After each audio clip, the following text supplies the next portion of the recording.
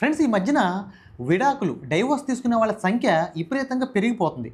ఇందులో చాలామంది ఇంట్లో ఇబ్బందులు, ప్రాబ్లమ్స్ వల్ల విడాకులు తీసుకునే వాళ్ళు కొంతమంది అయితే ఇష్టం వచ్చినట్టు పెళ్ళిళ్ళు చేసేసుకుని ప్రతి చిన్న చిన్న కారణాలకి డైవోర్స్ అంటే విడాకులు ఇచ్చే వాళ్ళ సంఖ్య ఇంకా కొంత అనమాట. సో వీళ్ళు కొంతమంది ఇలా ఎందుకు చేస్తూ ఉంటారంటే, అందరికీ తెలిసిందే కదా, లేడీస్కి చాలా బెనిఫిట్స్ ఉన్నాయి కాబట్టి సో ప్రతి చిన్న చిన్న కారణాలకి విడాకులు తీసేసుకుని భర్త నుంచి ఆ బెనిఫిట్స్ పొందడానికి కొంతమంది చేస్తూ ఉంటారు. ఈ పదం ఎందుకు వాడానంటే వీడియో పూర్తయ్యేలోపు మీకే అర్థమవుతుంది. సో ఈ పదం ఎందుకు వాడాననేది. అసలు ఇప్పుడు ఈ విషయం ఎందుకు చెప్తున్నానంటే, చైనాలో కూడా ఇలాగే విడాకులు తీసుకునే వాళ్ళ సంఖ్య విపరీతంగా పెరిగిపోతుంటే వాళ్ళు ఒక కొత్త చట్టం తీసుకొచ్చారనమాట.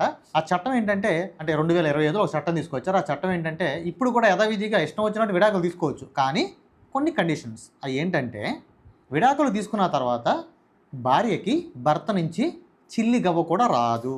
నిజమా? ఇది ఫస్ట్ కండిషన్. రెండోది ఏంటంటే, పిల్లల్ని ఇద్దరు సమానంగా చూసుకోవాలి, ఇద్దరు ఖర్చుతో సమానంగా చూసుకోవాలి. మూడోది ఏంటంటే, భార్య పేరు మీద ఏమన్నా ఆస్తులు ఉంటే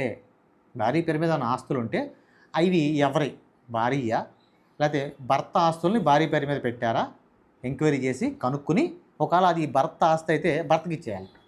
దాంతోపాటు కొంత టైం ఇస్తారు విడాకులు తీసుకున్న తర్వాత.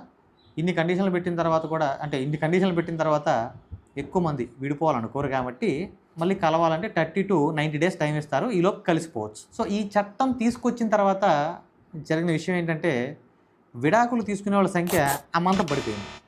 దాంతోపాటు పెళ్లి చేసుకునే వాళ్ళ సంఖ్య కూడా తగ్గిపోయిందంట. సో ఇప్పుడు అర్థమైందా నేను ఆ పదం ఎందుకు వాడాను అనేది? ఓకే. ఇదే చట్టం మన ఇండియాలో కూడా తీసుకొస్తే చాలా బెనిఫిట్స్ ఉంటాయి కదా. సో చైనాలో తీసుకొచ్చినటువంటి కొత్త చట్టం మీకు ఎలా అనిపించింది కింద కామెంట్ చేయండి. వీడియో నచ్చితే ఒక చిన్న లైక్ చేయండి. మరిన్ని ఇలాంటి కంటెంట్ వీడియోల కోసం మన ఛానల్ని సబ్స్క్రైబ్ చేయండి. Thank you.